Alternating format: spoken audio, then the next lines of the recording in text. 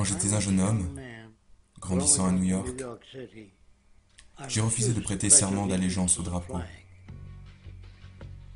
Évidemment, j'ai été envoyé au bureau du principal et il me demanda « Pourquoi ne veux-tu pas prêter allégeance? Tout le monde le fait. » Je répondis que tout le monde croyait autrefois que la Terre était plate, mais cela ne veut pas dire qu'elle l'était. Je lui ai expliqué que l'Amérique devait tout ce qu'elle possède à d'autres cultures et à d'autres pays, et que je préférais plutôt prêter allégeance à la Terre et à tous ses habitants. Inutile de dire qu'il ne fallut pas longtemps avant que je quitte complètement l'école et que j'installe un laboratoire dans ma chambre. Là, j'ai commencé à appréhender la science et la nature. J'ai alors réalisé que l'univers est régi par des lois et que l'être humain, ainsi que la société elle-même, n'était pas exempt de ces lois. Puis vint la crise de 1929, ou ce que nous appelons maintenant la Grande Dépression.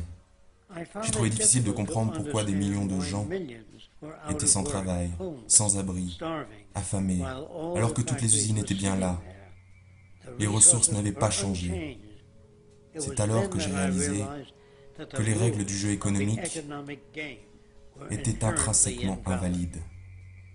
Peu de temps après vint la Seconde Guerre mondiale, où les différentes nations se sont systématiquement détruites les unes les autres.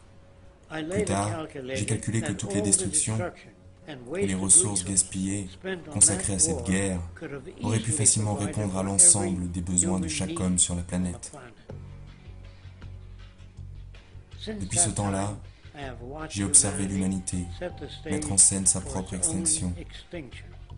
J'ai constaté que les précieuses ressources finies ont systématiquement gaspillé et détruites au nom du profit et du marché libre. J'ai vu les valeurs sociales réduites aux notions factices du matérialisme et de la consommation aveugle. Et j'ai observé les pouvoirs monétaires prendre le contrôle des structures politiques des sociétés prétendument libres.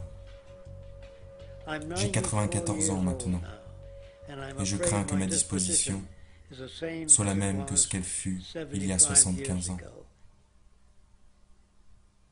Cette merde doit cesser.